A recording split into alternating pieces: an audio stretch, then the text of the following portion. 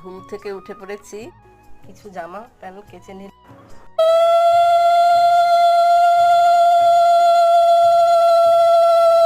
ছুটির দিনে সকাল সকাল চাউমিন নিয়ে বসে পড়েছি।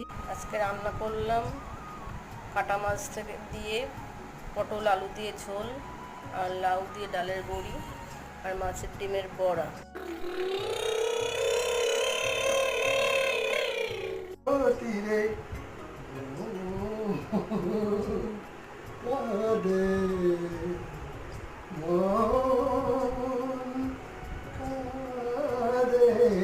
কেন